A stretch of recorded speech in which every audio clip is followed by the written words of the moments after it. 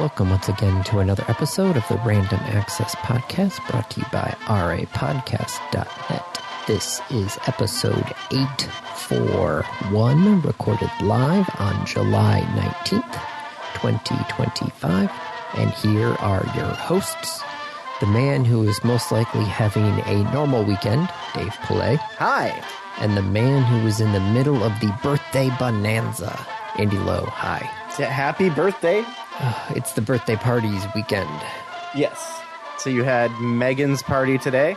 Yes. And Isaac's tomorrow? Yep. And Isaac's birthday, actual birthday, was on the 17th.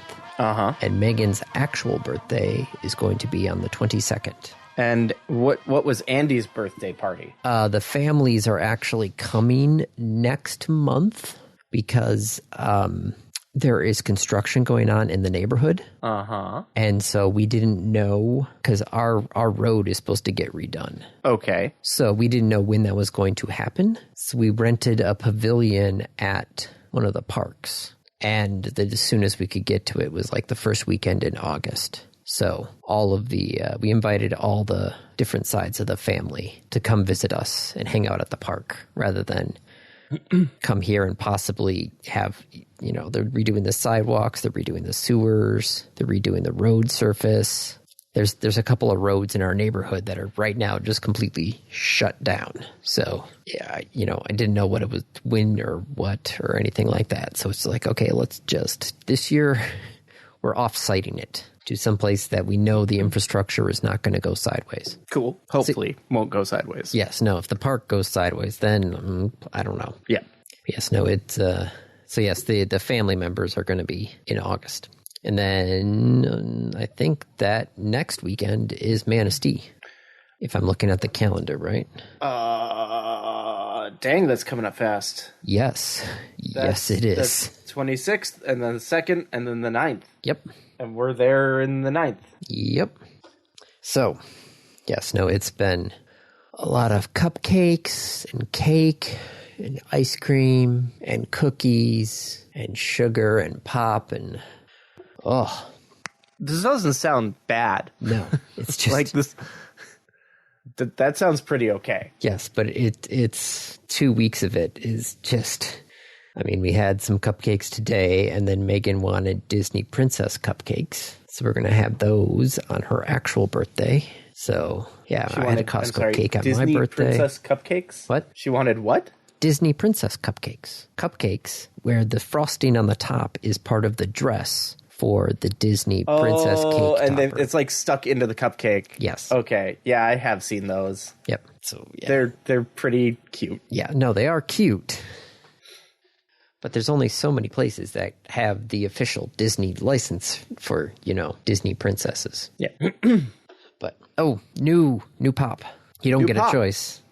Okay. This has been sitting in the fridge for a while because it got preempted by all the Red Bull. Mm-hmm. And then the Mountain Dew that I wanted to actually drink. This is Sprite Tropical Mix. So it's Sprite, lemon lime, but it's also supposedly has strawberry and pineapple. Because when I think tropical, I think strawberry. I can smell the strawberry. Strawberry does not strike me as tropical. No, it does not. Oh, there's putting that out there. There's a little bit of the pineapple. Can you even grow strawberries in the tropics? Let's find out. I know. I was going to just look up the strawberry. Andy, what I need you to do. I'm currently looking up strawberry. Yes, but they are adapted to temperate climates. Yep. So they need a period of cool weather to flower and fruit properly. Yeah. Originally ancient Rome and grown in Europe. Yeah. But, let's not forget that Rome is at the same latitude as, Ann Arbor. No, it's farther south than Ann Arbor. Or, no, wait, 45th latitude is the same as Paris, right? Is there latitude and longitude on Google Maps? There probably isn't. I mean, there are horizontal lines on Google Maps. Rome is about Chicago. Okay. I'm just eyeballing that. Where's that's Power Toys. Where's my Zoom It? Turn on Zoom It. Rome is on the 41st, well, almost the 42nd parallel. Yeah. All right, so Yeah, it's basically in line with Chicago. yep, It's actually shockingly close to Chicago.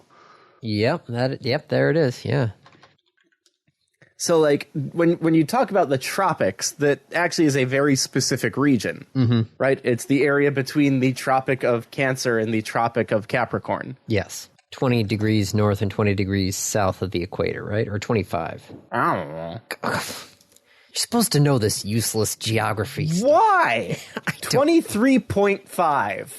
Oh, so I eyeballed it. Weren't even on either of them.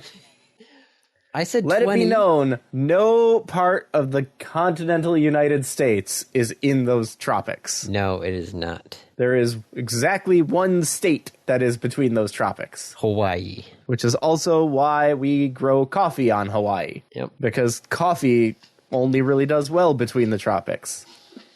So strawberries, not really tropical. No. Probably not going to grow them in that area. No. But, like, weirdly, the what we think of as temperate versus what Europe thinks of as temperate are two very different things. Yes, it is. Thank you. The jet stream coming off of the Atlantic. Yep. Versus the European jet stream that comes off the Sahara and the Mediterranean. Yeah. Which just warms up the whole thing.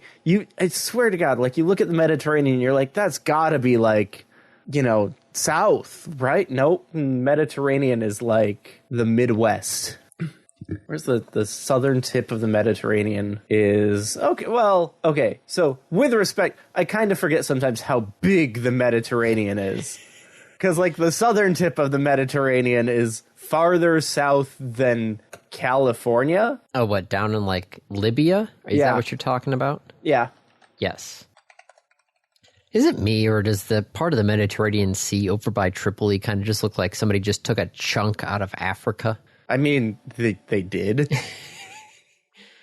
Do you not... You've seen this, right? That, like, the going theory is the Mediterranean used to be dry. Wait, that's what the current theory is for the Mediterranean? It used to be dry? That the Strait of Gibraltar wasn't a strait.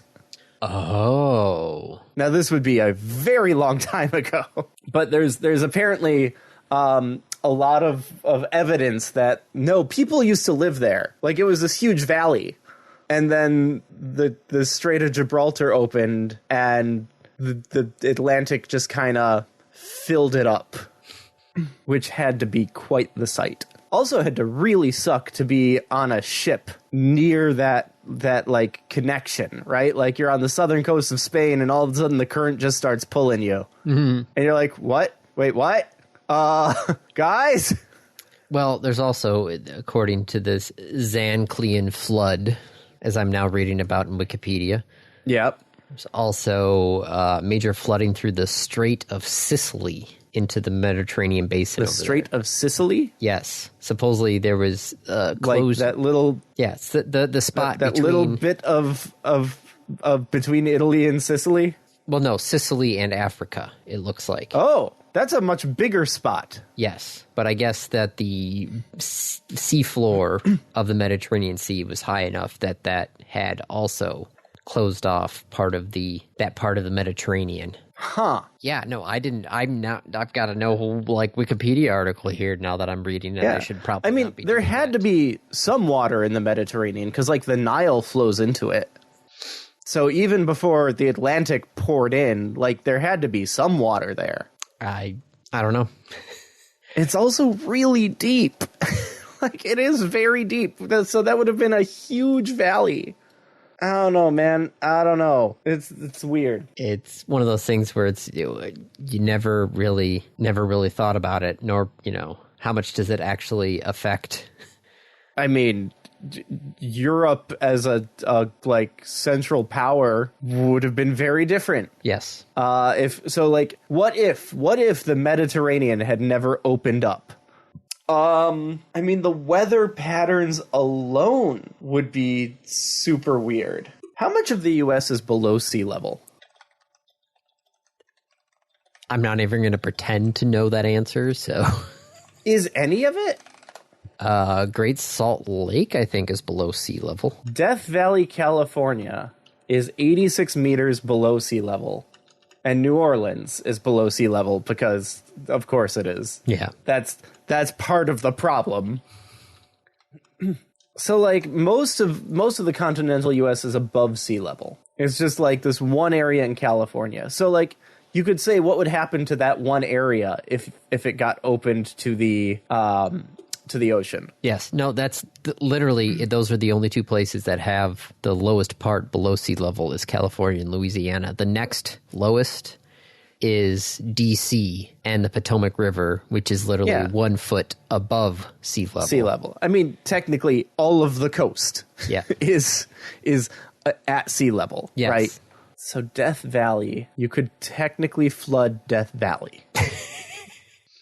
Wouldn't really do much. Why is the U.S. so fucking tall? The Rockies, mostly, and the Appalachians. The Appalachians were first. The Appalachians were the oldest ones. The Appalachians were here before the continent was. Yes. The Appalachians were here before trees.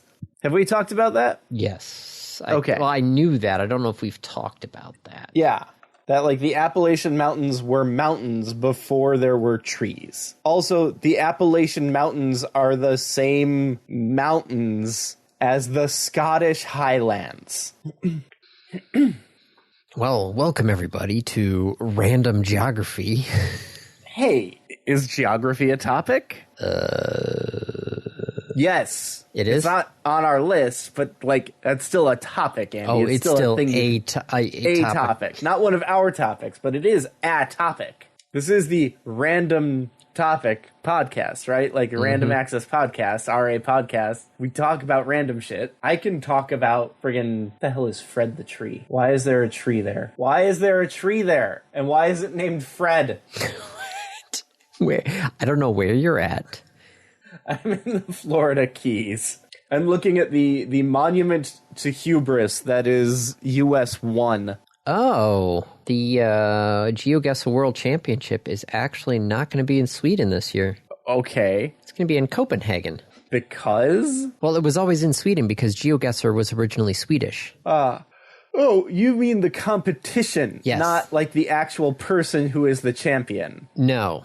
Okay, I was very confused as to why you were checking on this person's whereabouts. That's annoying. That's really annoying. I'm gonna send you a snippet of map, and I want you to tell me how annoying you find this snippet of map. Why are some of the roads? Oh, that's some OCD right there. Well, especially if I told you that, it's like hidden off of Dolphin Road. Oh, yeah, which part? There are 4 of them.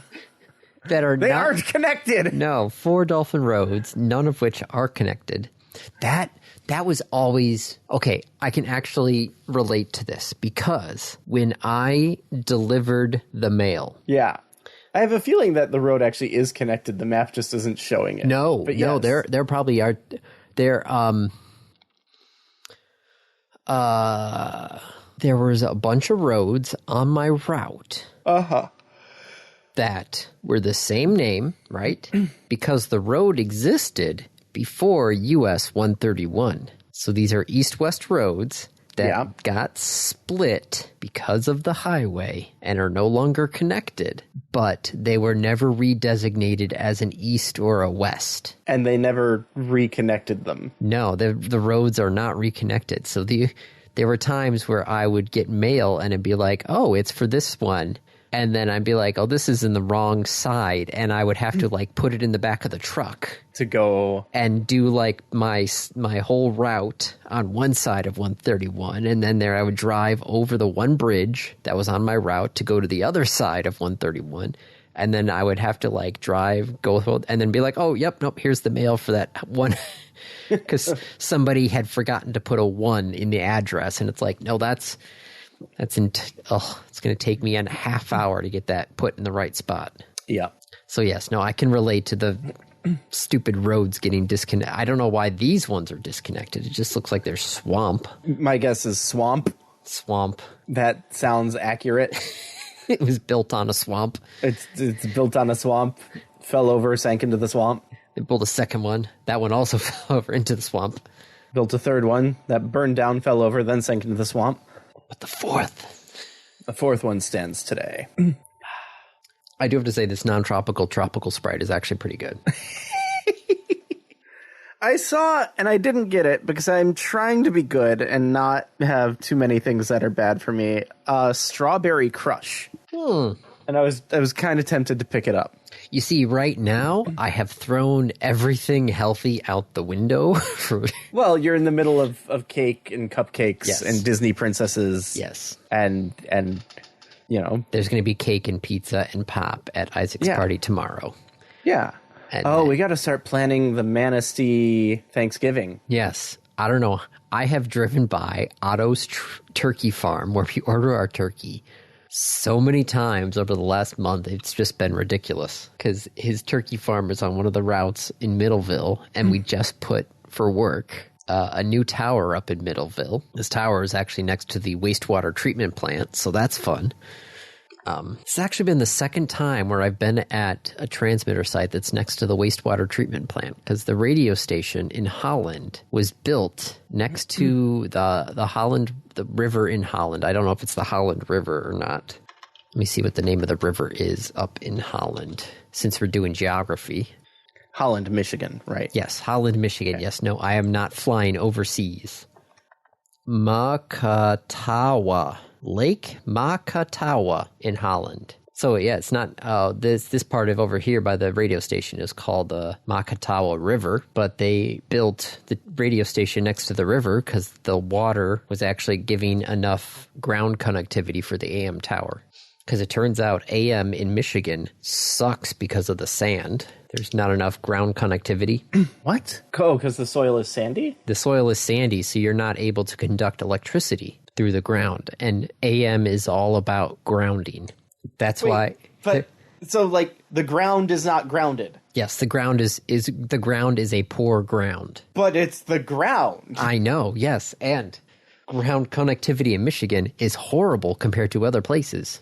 There are some radio stations kind of like out west in the mountains where it's mountains and not ground, so it's all stone and rock and not soil. So there are some people who basically have to drill wells in order to get down to soil and water and then tie the antennas to the well in order to actually get good ground connectivity. Because rock is not ground. But it's rock. But it's the ground. Yes. Electricity always wants to go to ground. Yes, I know. But if there's a giant rock in the way, i.e. the mountain you're sitting on, because of course you want it on top of the mountain because you need line of sight. Right. But that's not ground. No. Who's the asshole who named it ground? Is that Franklin? I don't know. Let's see. Who discovered electric... This is probably not going to get me an answer. No. C.A. von Steinheil discovered the Earth could be used as a return path for electrical currents in telegraph systems in 1836. This is the actual Earth. Oh, yes, there's single-wire Earth return. Earth's massive size has essentially infinite capacity to accept or supply electrons, making it an ideal neutral reference point. I don't like it. Okay, one other picture. What is that? That's a ring road. Why is there a circle there? Wait, that's Manistee. What? Yeah. What is that? That's not just Manistee. That's Manistee very close to the cottage. Yes, I know. What? What? Why did somebody build a circular It's subdivision? Kind of an interesting subdivision, too, when you look at the road names. It's so weird. Oh, that's probably for the Native Americans. Oh.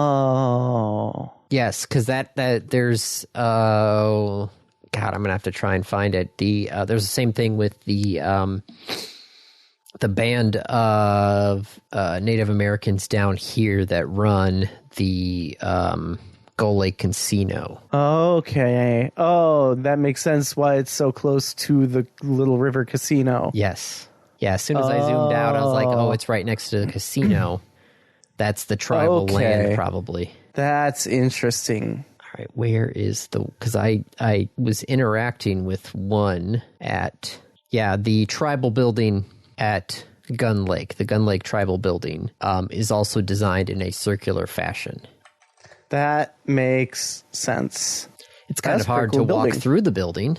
That's a pretty cool building. Yeah, no, it's a cool building, and you could tell they spent money on it, and you wonder, hey, where'd they get all this money? And then you look at there's a casino. Yeah, you look at the casino right across the street. There's a big ass casino. Yeah. But no, that's their public safety building. They had a whole thing about why they designed it that way. So yes, circles and Native Americans. Okay, that makes sense. I was looking around at Manistee and I saw that and I'm like, that's odd. Nope. Now it makes more sense. Yes, intentionally done that way. Yeah. Did you know, by the way, that there's a $60 flight to Manistee? From where? Chicago. Wait, what? Side note, are you doing this just because you don't want to talk about AI? No, not at all.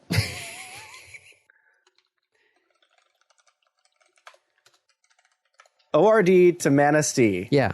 ORD's black. Yeah. Okay. ORD to MBL. Yeah, Blacker Airport. Okay, no, if I left today, it'd be 118. Oh, so expensive. Is that one way or round trip? That is round trip. Oh. Fares starting at $59.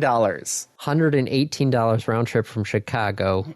I mean, think about who goes to Manistee. Oh my gosh. Okay, so I'm not sure if you saw my polo, but I had got called down to our transmitter site at Grand Beach, Michiana area. Mm-hmm. So I was literally in the southwest corner of Michigan, like the very southwest corner of Michigan.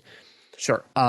Because we had gotten complaints from people about, radio coverage there. And my supervisor was like, man, I wonder why we're getting complaints about it now. And I'm just like, well, really? Let me tell you. Really? Driving up and down that coast, I was the only car that I could see that had a Michigan license plate. Yep. I'm like, I was a Michigan license plate in a sea of Illinois. Yep. So many everybody there had an Illinois plate. Wait, is there light rail that goes from Notre Dame all the way to downtown Chicago? It should be the South Shore? South Side? I think it's the South Shore line. Yes.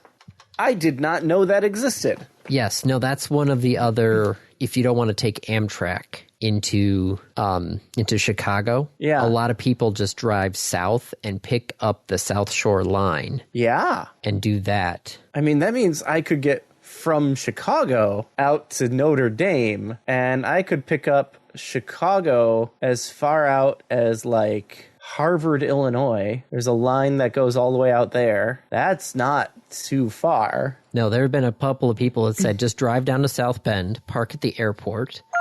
That's the termination of the South Shore line, and then you just take the commuter rail in and out of Chicago. Yeah. Because it drops you off at Millennium Station. Immediately downtown. Yes. There's also a stop at the Field Museum and Shed Aquarium. And I think there's also a stop at the MSI as well. Those are fantastic. Yes. Yeah, we're looking at doing Chicago next year for a family trip. That sounds awesome. Because I think the Field Museum has that Pokemon. Yep, the Pokemon the fossils. Yes. The fossil Pokemon. Yes. Coming to the Field Museum in May 2026. Hopefully they'll be there in June. Because, of course, I get Juneteenth off, so that's a perfect time to... Well, yes, it's a nice time because you have it off, but think of all the other people who also have it off. Okay, it wasn't a problem in Michigan here when we went to... but yeah, I don't know if downtown Chicago gets that off or not. I don't know. Anyway, I don't know why I went down that path other than all of the sudden Google Maps is now showing me rail lines. And so I was like, why is there a rail line that goes all the way from Chicago all the way to fucking South Bend? Yeah, no, that's a commuter rail. That's a commuter rail. Yes. You could live in South Bend Yes. and work in Chicago. Yep. Or, if you were really weird, live in Chicago. And work at Notre Dame? Question mark? I don't know. But that's the worst driving area is along that stretch. Oh yeah. No. So getting to skip that would be great if I could take my car. Yes, that's the kicker though, is then you're in Chicago without a car, which works fine. Yeah, no, I mean if I wanted to bypass that part of traffic by taking the train. Oh. It does not do me any good because I'd get to South Bend and be like, now what? Well, what you need to do is just buy an old beat-up car. Leave it in South Bend? Leave it in South Bend. And it's just I'm driving across Michigan car? Yes. I don't think I'd save any time, Andy. Probably not. Certainly would not save cost. No. I'd have to get on 90 and then stay on 90 until 69 and then drive north and then catch 94 the rest of the way. Or just... Well, see, you're getting in South Bend, so you could either take 31 up to 94. Uh-huh. Or... That's going 31 to 94 is going backwards. Yes, but 31 is a highway the whole way. Oh, that's nice. So is 90. Yes, but it's a toll road. Oh, fair. I don't really worry about that. That, or you could hop up to US 12 and take that over to 30. Hell no. Take that over to 131, but that's... No, we tried that. Yeah. Oh, yeah. No, I know. Okay, and so instead of that, you could take 60. I take 60 all the time now, because if you look right above South Bend, there's the city of Niles. Yeah. And the Niles State Police Post is one of my coverage areas. Oh, I'm sorry. So, yes. That's in the middle of nowhere. Yeah, no, I have literally asked every time somebody talks about, which post do you cover? And I say Niles. No joke. The first response everybody gives is, there's not an easy way to get down there, is there? And I'm like, no, there is not.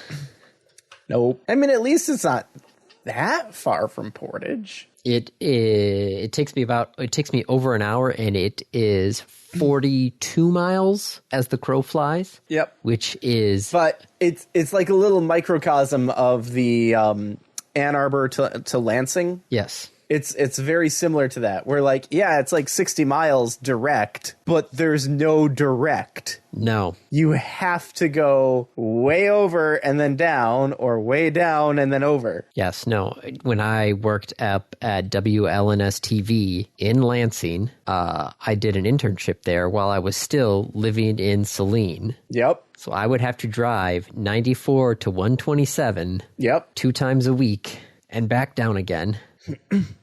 What do you mean, Andy? You didn't take US 12 to 127? No. Why would I go south? Because you're already at Saline. Yes, but I'm up by my house at Saline. Yeah, I know. Your house is basically Ann Arbor. Yeah, I go a smidge up the road, and then there's Ann Arbor Saline, and I take that over, and I'm on 94. Yeah, you can even pick up 94 on Ann Arbor Saline. There were some times, though, where I actually took Wagner to Jackson and got on over by Zeeb, which anybody who's not from Ann Arbor listening to this podcast, I am so sorry right now. It's just the fuck are these guys talking about? Especially given that neither of us lives in Ann Arbor anymore. No, that's true. And have not for some time. Does Briarwood Mall still exist as a mall? Yes, it does. Okay. It's not actually bad in there. It's not as good as it used to be, but it's not bad in there. If you want to see a dead mall, there's a mall in Battle Creek. I mean, I don't. Oh. Oh, yeah, sure enough. There's a lot of stuff in there. Okay. Yeah, the Lakeview Square Mall in Battle Creek is... it's sad. But there's also a movie theater in there, and they had cheap tickets. So when I was working at the radio station in Battle Creek, sometimes I would just hop down to the mall and watch a movie. It's also a movie next to the airport, which is a weird one in my thought. But anyway. Because you hear the planes taking off in the middle of the movie? I don't know. I've never actually watched a movie at that movie theater, so who knows? How much would a flight cost from Madison to Manistee? Probably prohibitively expensive. Well, that can go and lead into a topic. I'd need to charter a flight, right? Well, if you looked for pricing for Delta, your pricing might be set by an AI. Ooh, that sounds dumb. Delta has become the first airline to announce that it is using AI to personalize pricing through a pilot program that caused customers to pay different prices for the same flights based on their data profile. Yep, on the earnings call, the Delta airline president confirmed that seats on about 3% of domestic flights were sold using AI pricing over the past 6 months. And his goal is by the end of the year is to have 20% of all tickets sold using an AI pricing system. What does that mean? An AI pricing system. What does that mean? It means they're going to get rid of static pricing for the planes. And it's basically they're using AI to figure out how much you would be willing to spend for a ticket and then ask you for a ticket at that price in order to increase revenue. That's interesting. So if I'm thrifty and the AI is told that I'm thrifty, it will give me lower prices. Well, it's not going to give you lower than, the static price. So there's a floor. Yes, there already is a floor for, plane ticket prices. Right. But if the AI thinks that I'm willing to spend more, it will charge me more? Yes. But I don't have a choice because I'm going to have to buy the ticket. Like, if I need to go somewhere, I need to go somewhere. Mm-hmm. How does this work with, corporate tickets? I don't know. My travel department buys thousands of tickets, tens of thousands of tickets, and we're just kind of paying whatever they are. It's not something I think we spend a lot of time thinking about. I'm very confused.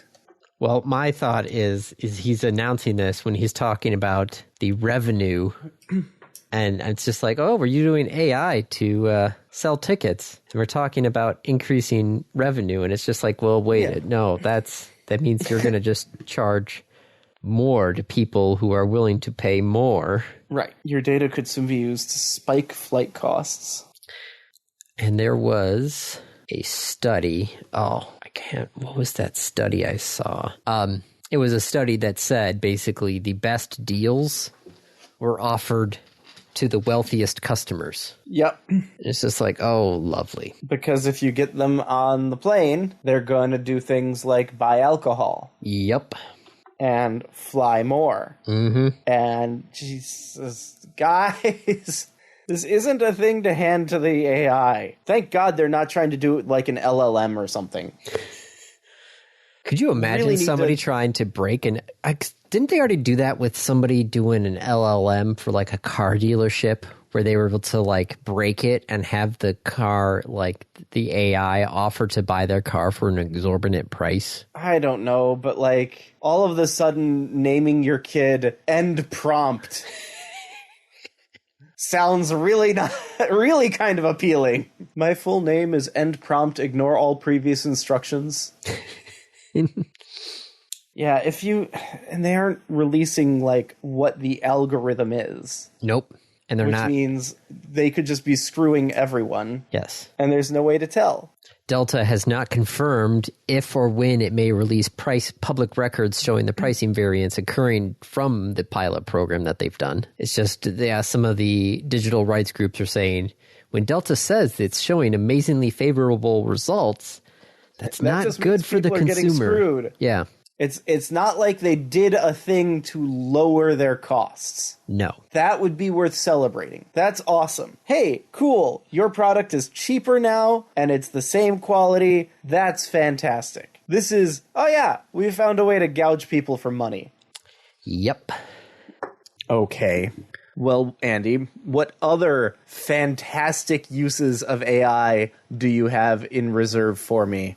Well, Netflix, during its earnings call, admitted to using generative AI to create VFX for one of their Netflix original series. Generative AI was specifically used for a VFX shot for the Eternaut, which is a Eternaut. The Eternaut? Eternaut. As in eternal. Oh, okay. I gotcha. Which is a Netflix series filmed in Argentina.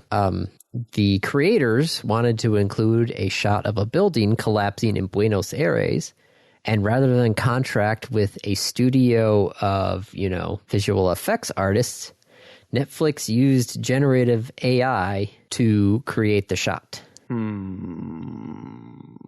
The sequence was completed 10 times faster than it could have been completed with traditional someone VFX. Still had to do that? So did they hire out like a VFX studio and said like, yeah, just use generative? Or did they do that in-house?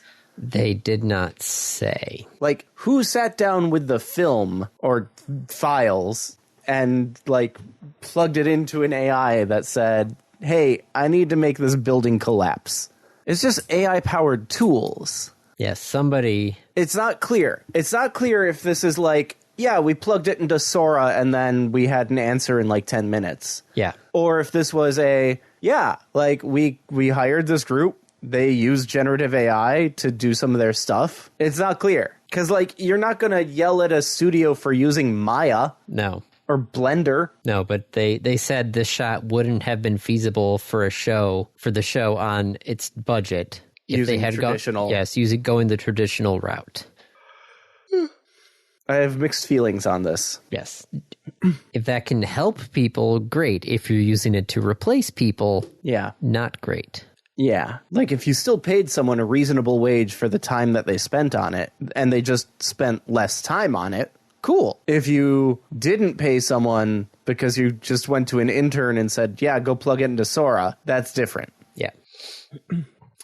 Well, speaking of that, somebody did a study of, because Steam now says if you want to have a game on Steam and that game uses generative AI in the development, you have to disclose the use. Okay.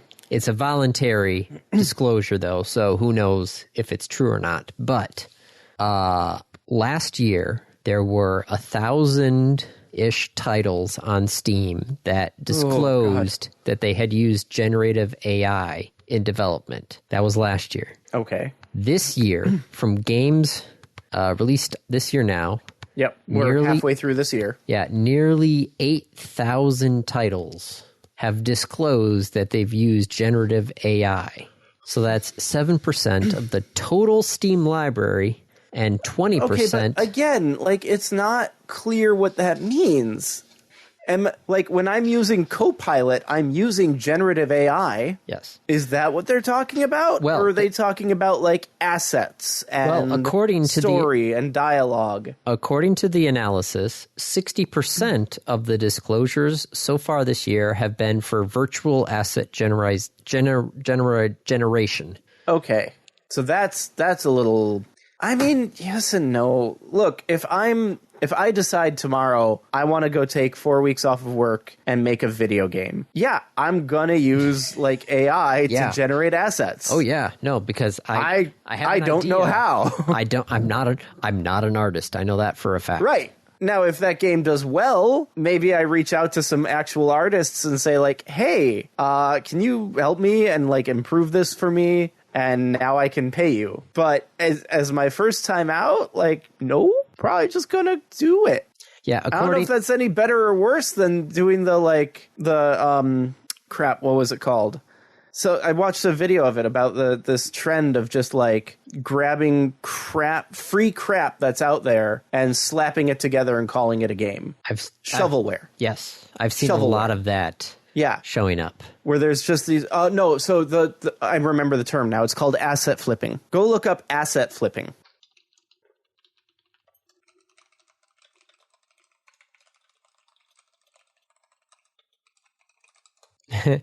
Yeah, no, that I've seen that. Developers primarily use pre-made assets with little original work. Common problem on Steam due to its relatively open acceptance process. Well, I've seen that a bunch of times with like Google Play, like mobile games, because you get the ads for mobile games. And you're looking at this ad going like, wait a second. It's the same game. I've seen that before. Yeah. Because they're just taking free assets and turning them into shovelware and then getting paid for it. Mm-hmm. So is that, like, asset flipping is bad? Yes. Is it worse than using generative AI? I think it's worse. Well, here's another caveat to this. At GDC, they did a survey about generative AI. Yeah. So these are companies that are going to GDC. So these are people who are actually... Game devs. Yes. 52% of the developers reported working at companies that utilize generative AI, which is an increase of the previous years. But 27% said their companies had no interest in using them, which was actually up from 2024 by 9 points. So there's a majority of people who are utilizing it, but there are a lot of game companies who, and it's been increasing, that are like, nope, we're not going to touch it. For assets, cool. Good for them. Yeah. For coding assistance, yes, just use the AI. Can AI discover a new novel way of coding? Yes, but it won't recognize it. I mean, define novel way of coding, right? Like, is AI going to come up with the quick inverse square algorithm? Probably not. Not without direction.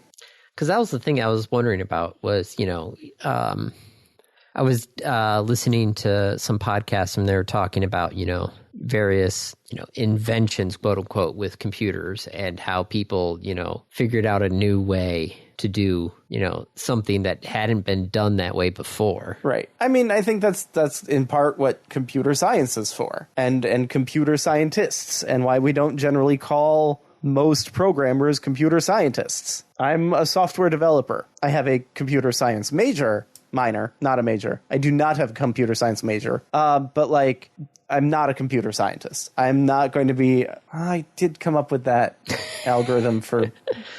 I didn't use AI for that either, did I? AI helped. I had you have a set of data and you want to see where it's going to go. So, pretty basic statistics, right? Yes. Calculate the trend line, except it's not a simple linear regression, and it was a whole thing, and I came up with what ended up being a pretty novel way of doing it. I was not the first person to come up with it, but I came up with it myself, and I was pretty pleased. But to your question, can AI invent the concept of shaders without having previously experienced shaders? Probably not, but it could help someone who's doing that work. Yes. You could say, I have an idea for this. Let's figure this out, and it could come up with the code for that. No, I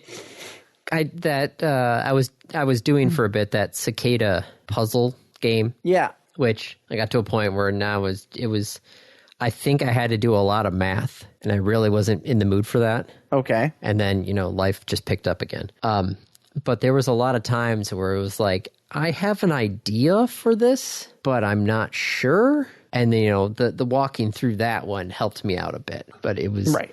I can't just give this to the AI and go, okay, figure this out. 'Cause it has no clue. No. It's never seen this before, so it can't, out of the blue, figure out how to actually do something with it. Did you see, I don't remember if it was you that told me about this. They trained an AI on EKGs. I also haven't verified this. This is all hearsay. They trained an AI on EKGs. And they said, here's a patient, here's their EKG. Here's a patient, here's their EKG. Here's a patient, here's their EKG. And after enough of this training, the AI has picked up on certain things that, we can't see about it, and was able to correctly identify the sex of the patient just from the EKG. What? 90% of the time. What? That shouldn't be possible. Right. Model obtained 90% classification accuracy. Age was estimated as a continuous variable with an average error of 7 years. Applying artificial intelligence to ECG allowed prediction of patient sex and estimation of age just from the ECG. That is so weird. This is actually years ago. This is in 2019. Here's the paper. That's crazy. Well, I don't know how we got on that. Steam AI. Yeah. Well, okay, so we should probably start wrapping this up because oh shit! Yeah. Are we, okay. But wow, it's 1 o'clock. Yeah. Before we do this, so yeah, we talked about how Microsoft had laid off 9,000 people. Yes. And 6,000 and then 9,000. Yes. 9,000 employees, the fourth round of layoffs in 18 months. Uh-huh. So that's over 20,000 since 2023. And Jesus. The principal development lead for Xbox graphics posted that they are hiring for of course the page is no longer found. Yeah. But he posted an Xbox graphics is hiring. Yeah. And you know what he did? Use generative AI to create the little picture that he had used in his job posting. Again, does not surprise me. Does not surprise me. What would surprise me is that you're hiring after just firing 20,000 people. Maybe one of those people could have done the thing that you need to get done. Oh, but they'd be too expensive because you had to pay them for all the time that they've already put in. So yes, he wanted to hire for Xbox graphics and used AI-generated graphics. Yes. Well, that's why they need to hire someone for graphics. They're stuck using generative AI. Other topics real quick. No more cafe fines. I assume this is the big, beautiful bill. Put the multiplier to 0. Yeah, the National Highway and Traffic Safety. The tax and budget bill approved by Trump ends penalties for not meeting the corporate average fuel economy. Yeah. It was costing them, millions of dollars, hundreds of millions of dollars. What was? The fines, if they were fined Yeah. $1 for like every car beyond the minimum amount. But here's the real stupid thing that I don't think you is in this article. The law is still there. The BBB was not able to eliminate the law. It was a budget bill. They couldn't change laws. They could change costs. And so it sets the multiplier of the penalty to $0. Oh. But the law is still there, which means the government, this bill that was supposed to reduce government spending, they still have to do all the work. They still have to get the reports from all the auto companies. The auto companies still have to submit those reports. They still have to process those reports, and they still have to send fines to the car companies of $0. Oh, boy. Oh, lovely.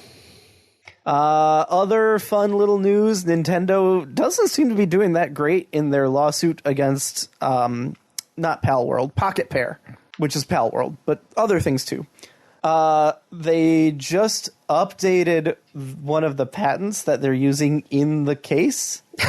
You can do that? Apparently you can do that. They added the words "even when" to the patent claim, and it's just a really weird change to the language. They have in the patent this example of and this thing, and now it says "and even when this thing," and I don't feel like that makes it stronger. I don't feel like it makes it more vague or gives you a loophole or any. It just seems weird. I feel like they didn't realize they were probably losing some sort of defense, and they're like, shoot, it would have been better if we would have said this. So they went and said that. It's weird. I don't know. SGDQ was last week. Yes, 2.4 million. One of my coworkers ran. Really? Yeah. He's now on my team officially. He is part of my team. I have a stand-up meeting with him 4 times a week, and he was a runner. So that was pretty cool. Oh, update from one of our previous topics. We had talked about how the president wanted to basically cut NASA to the bone. Yeah. Budgetary-wise. Sure. Well, the budget bills didn't increase the House or the NASA budget, but at least kept it the same. So there wasn't any any big cuts. That's good. They have which is still, due to inflation is still a bit of a cut, but it's not, 25% cut. So yes, the Congress saw what the president wanted and actually said no this time, which was surprising. Shocking. Yeah. Shocking. All right, it's your review. Yes. I went and saw the new Superman movie, so I would like to talk about that, if that's okay. Okay. I mean, I guess it's okay. I can't really stop you from it. Right. So I haven't seen it yet. Well, okay. So I'm gonna be trying to be very spoiler free about this. Okay. So it's a Superman movie. Yep. It's another reboot of the Superman movie. Sure. This is number 3? 3 or 4. There was the Christopher Reeves. Yes. Original Supermans. Then there was the Man of Steel, Henry Cavill, and that led into like the Snyderverse. Now there's the James Gunn one. I thought there was one before or maybe you hit on that, but going into this. Like Man of Steel, I think, was the beginning of the Snyderverse. Wasn't there one that was or was between? It not?